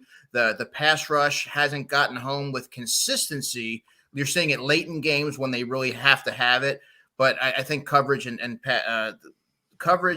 pressure, they work in hand, and they haven't really cover and rush are wise, man. Like JG said. So I mean that they definitely work in concert. So there's a lot of things at play here, and I don't know that getting Bradley Roby back and hoping that Kevin Byard rounds into form is going to be enough to fully patch that secondary. As we led up to the trade deadline, Andrew, John and I agreed on something, but for varying reasons. We both agreed that Derek Barnett would not be traded. John said it was because he thought the Eagles actually value the 8 snaps a game he plays.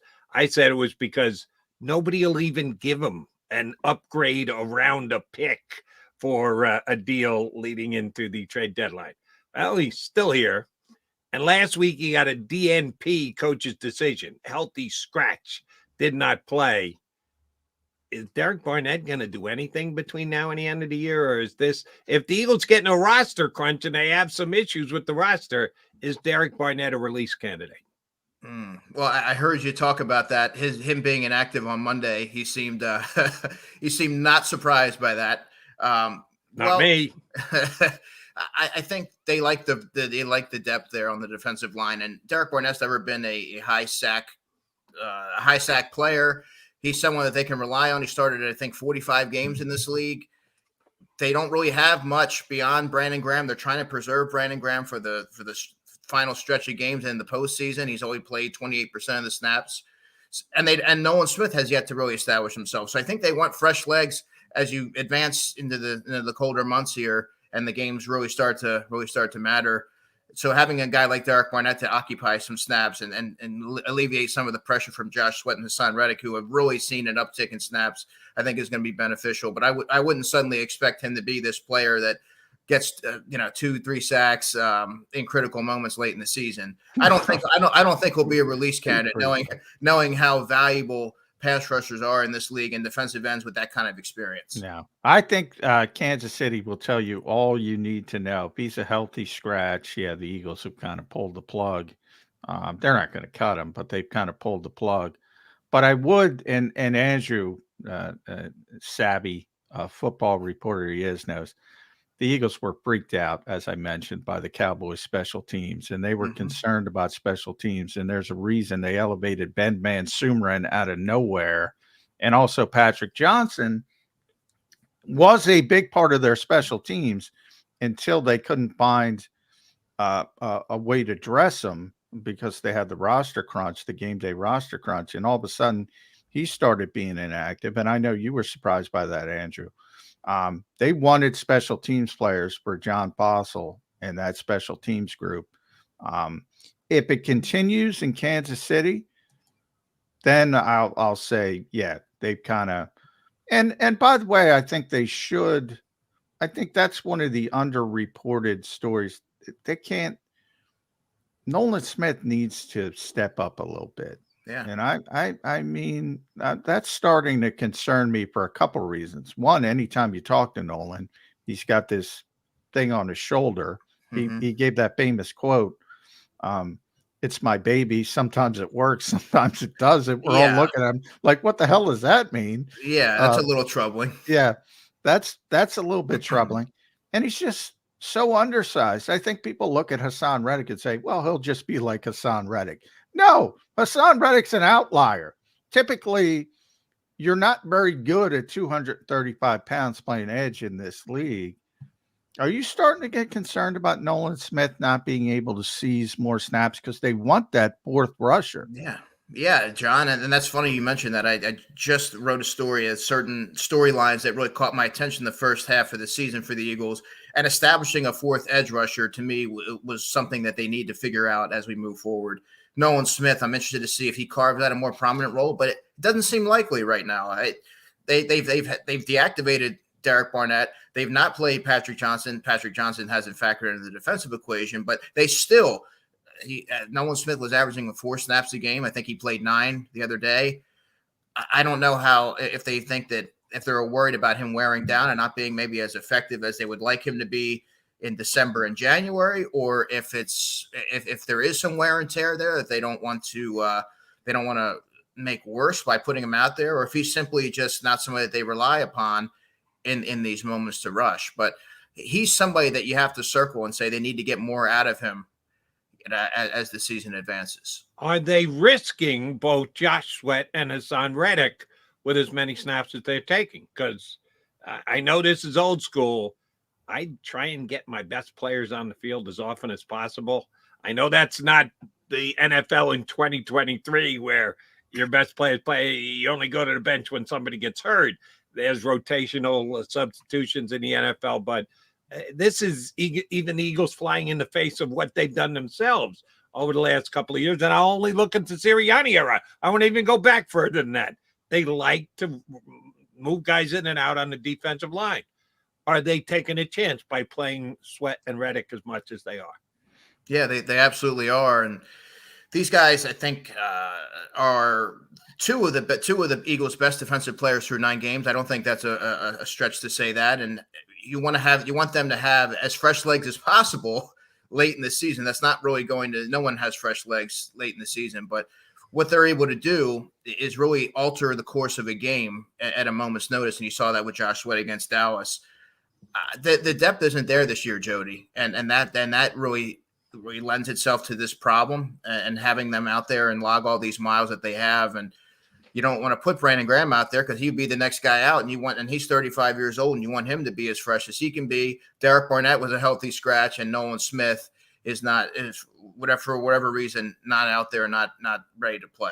So that's why you're seeing this. But yeah, to answer your question, they absolutely are running the risk of tiring these guys out and wearing them down when you need them most. Yep. You mentioned all of some of the Eagles' great players on defense there, Andrew, mainly on the defensive front, but we've talked about Slay, and even though Bradbury hasn't been himself, I think we all know that's a pretty good player. They have a lot of good players on defense. The on-field leader of their defense is now going to be Nicholas Morrow, the Green Dots. Now, you know what I believe. I think I know what you believe. He should already been the Green Dot. But there's this weird thing in the NFL.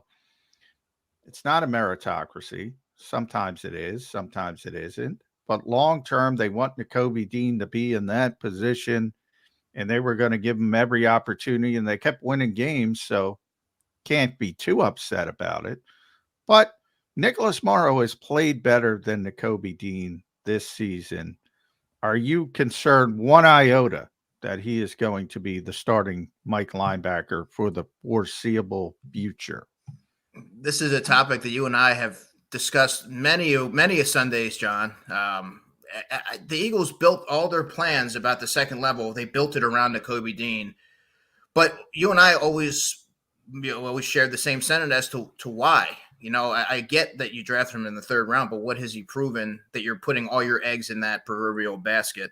And Nicholas Morrow has been the better player, definitively, starting from week 2. And yeah, Nakobe hasn't played a ton, but when he has been out there, you see a lot of growing pains. You don't see the dynamic player that many anticipated when he was drafted out of Georgia. But Nicholas Morrow is a really smart player. You talked about him wearing the green dot.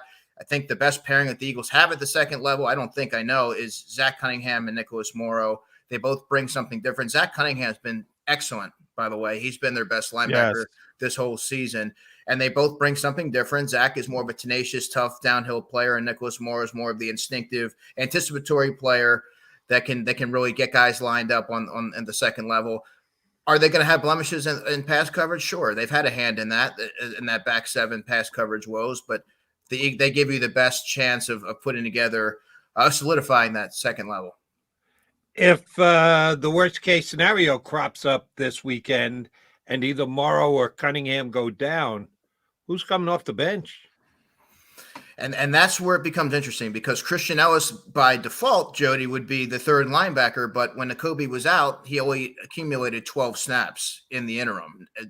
Cunningham and Morrow really don't leave the field. But I think out of necessity, you would have to see, who else do they really, you're not going to tap Ben Van Sumeren on the shoulder and say, go ahead and get out there.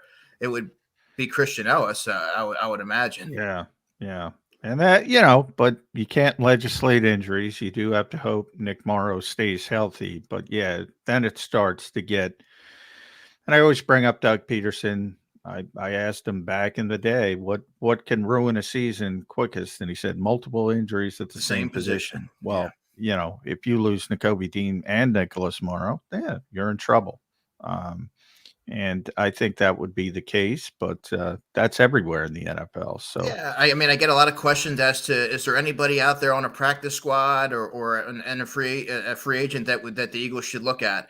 I don't like to speculate. I don't like to just throw names out there, but at this point in the season, they're out there for a reason. So they're not going to be a significant reinforcement or upgrade over what you already have there. Now, if you have the mercenary market, which the Eagles kind of created, that's what I call it. And Linval Joseph and Ndamukong Suh last season, Bradley Roby this season. Linval, by the way, out in Buffalo now, signed with the Bills. Maybe there's somebody out there I'm missing that can at least come in as a better. The Eagles did it early.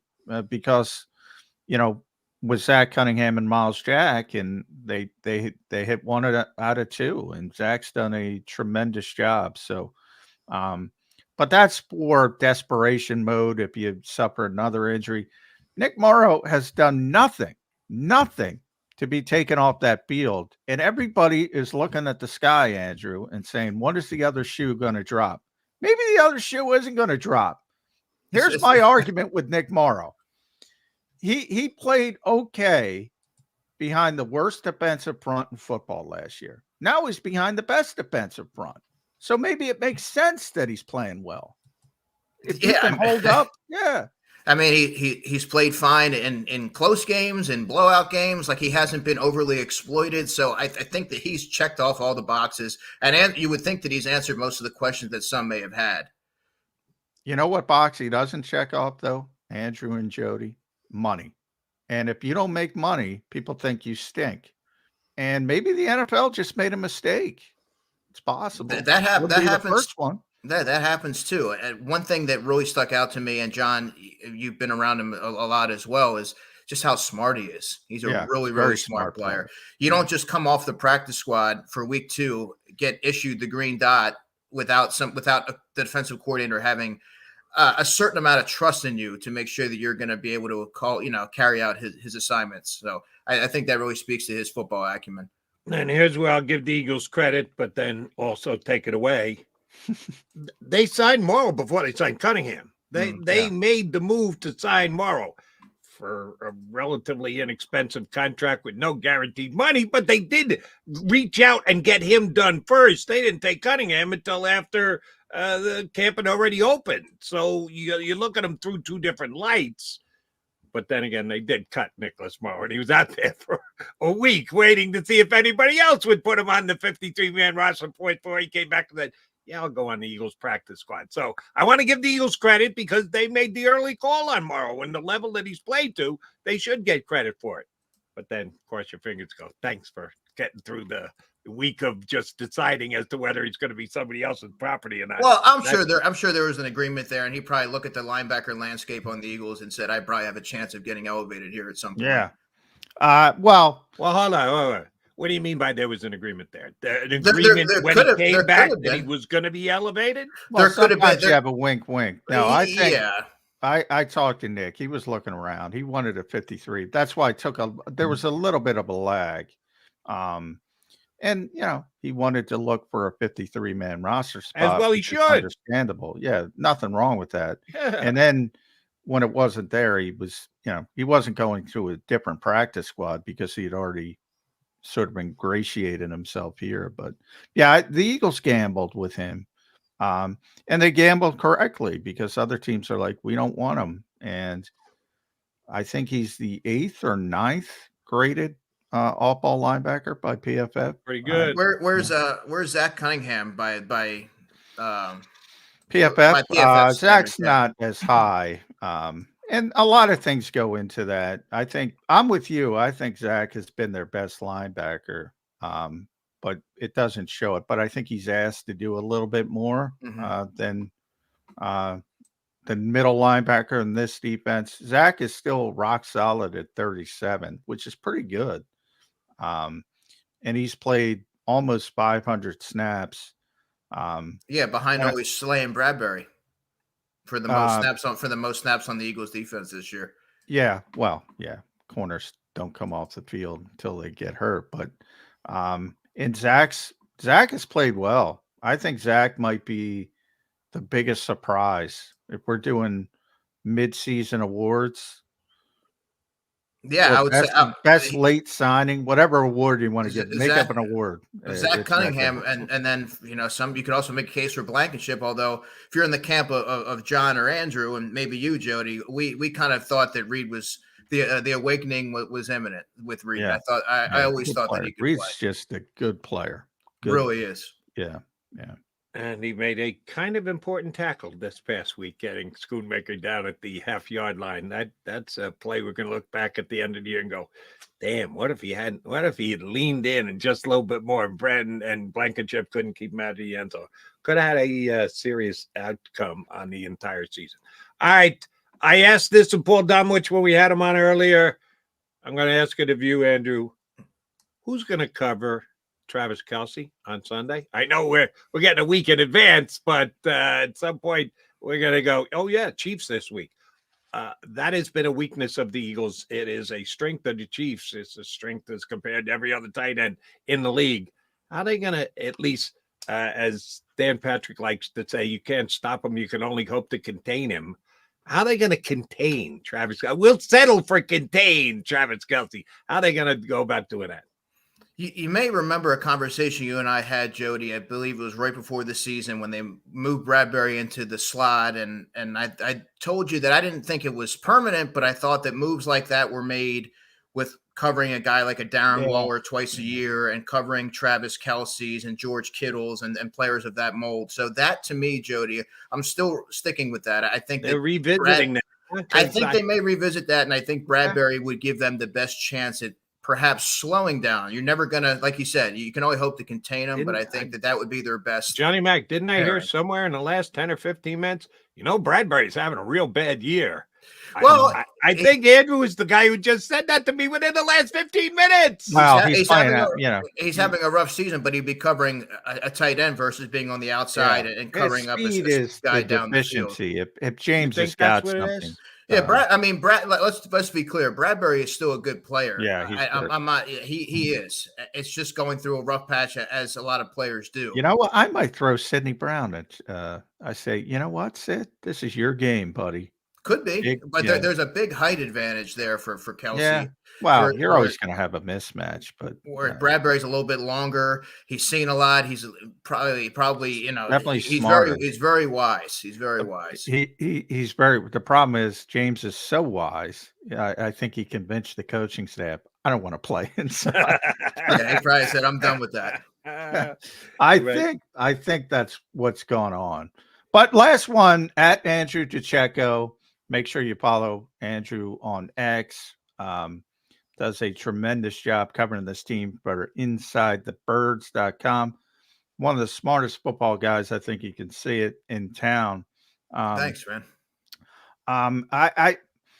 We talked since it's midseason. I mentioned midseason awards. We all talked about who was going to be better, Brian Johnson or Sean Desai. I get this weird feeling because of the expectations on the offense that everybody's down on Brian Johnson. I think Brian has been phenomenal. Me too. Phenomenal. So do I. Sean has been good. I think he's been good, but there's more holes you can pick at on the defensive side and say mention some of the explosive plays. Maybe it's just personnel related. But I think more people think Sean's doing a good job, and Brian's like, they don't do this, they don't do that. Do you get that same feel? Yeah, I do, and I try to educate as to why I think Brian's been tremendous as well. But I would also look at Sean Desai, and you've seen the rough patch on the defense, but I thought by and large he's done a really good job of putting players in position to be successful. You're seeing the development of a guy like Reed Blankenship. You're seeing the nurturing of a young player like Eli Ricks, who really was buried on the depth chart. He wasn't even active for week one, and yet he's playing critical snaps out of necessity. But I think that he long-term will be an outside corner for this team. You're seeing some developmental pieces there. So I think Desai's done a nice job also. All right. There's a reason why. I don't know if John was specifically pointing to me because I don't think I've said this, but he read me right. I think Desai's had a better year for one reason and one reason only. Key injuries on the offense of the Eagles. Cam Jerkins, period. End of paragraph. Key injuries on the defense to the Philadelphia Eagles. Do I need to go through the list of 12? It's just one after the other after the other. They've had more injuries at one position, slot corner, than they have on the entire offense. Well, now we have Dallas. Now, obviously, that just happened. And don't forget, right, you're asking me today. They haven't played without Dallas yet. No, I'm joking. Now that's what's going to be joking. That's what's going to be interesting to see how they find a third option in the passing attack. I know I'd get Jody going Oh, with shit. Quez. You made me spit up my coffee. Y'all, the fear of Quez Watkins going deep. Oh my God. How it hasn't pulled the Eagles offense to a screeching halt is still beyond my means of comprehension. The awakening of Jack Stoll. The awakening of Jack Stoll. Yes. We shall see. Yeah, I'm cutting to Cy. I think they both done a good job, but I think Brian has yeah. been tremendous. And especially later as he's gotten more comfortable, it's really apparent to me. I agree. Yeah, I'll grade on a curve and say they've both been good. They both get passing grades. They both have achieved more than I thought it was an issue coming into the season. New coordinators could be questionable. I think they both get thumbs up. I'll say I think Desai's actually done a better job because I think his job has been much harder with the amount of injuries that the Eagles have had. Andrew, always a pleasure, brother. Appreciate you greatly. Since you're well dressed and warmed, I was going outside and rake some leaves or something. Get some work in, buddy. Appreciate you guys. Take care. Have a good weekend. Thanks, Andrew DeCecco from InsideTheBirds.com and the podcast. All right, Mac coming back. We need to put a bow on the show. It's a football Friday. Yeah, but no Eagles on Sunday. What the hell are we going to do with ourselves this weekend? We'll talk about it when we come back here on Birds 365.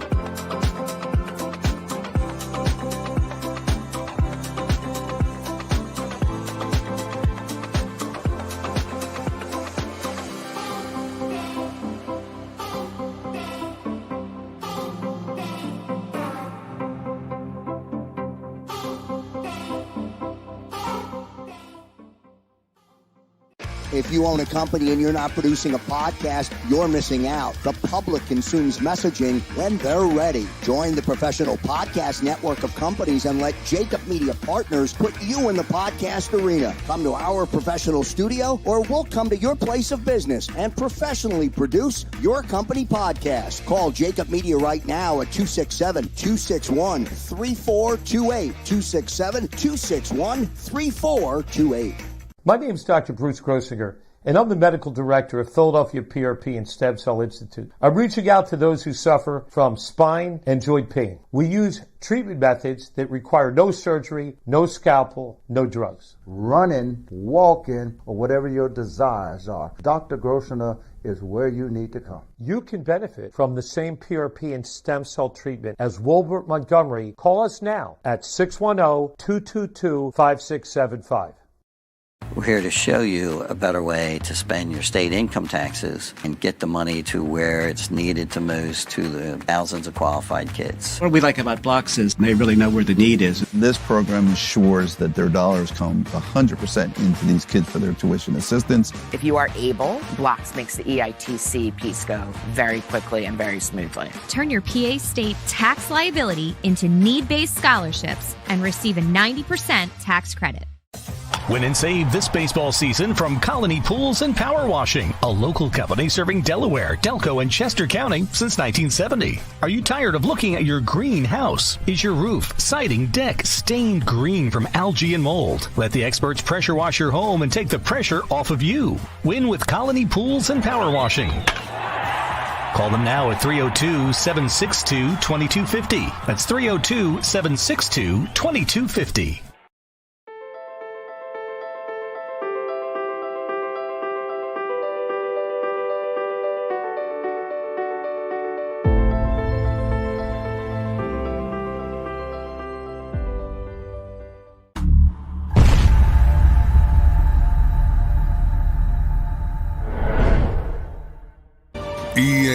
EAGLES, Eagles.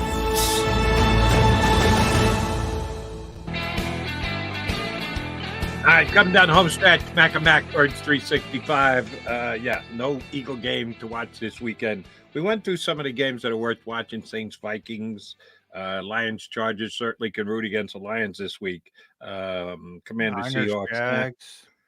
49ers, Jags. Not the Giants, Cowboys. I don't want to see Tommy DeVito. Come on, this is a big come. He's a fellow Jersey guy, but I don't want to see Tommy DeVito play quarterback. I've seen enough bad quarterback play for my would tend to agree with you there. All right. Again, for those of you just streaming in, missed the first half of the show, our colleague Derek Gunn has missed some time this week. His wife had a stroke, so the family is going through a tough time, and there has been a GoFundMe page started for D Gunn for potential costs and hurdles he's going to need to get over going forward. So check out GoFundMe.com for Derek Gunn.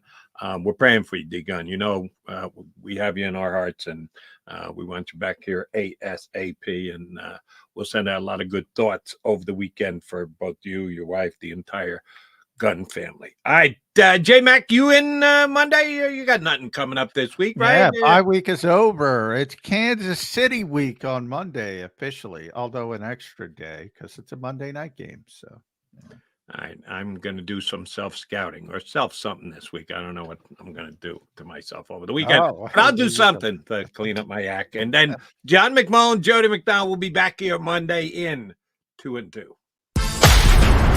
You've been listening to Birds 365, the destination for the passionate Eagles football fan who bleeds green. If it's Eagles football, we're talking about it. Debate inside the locker room and guests that are some of the greatest football minds from around the region. We hope you enjoyed the show. We know we had a blast. Make sure to like, comment, and subscribe, and we'll be back soon. But in the meantime, hook up with us on social media at JAKIB Sports. See you next time on Birds 365.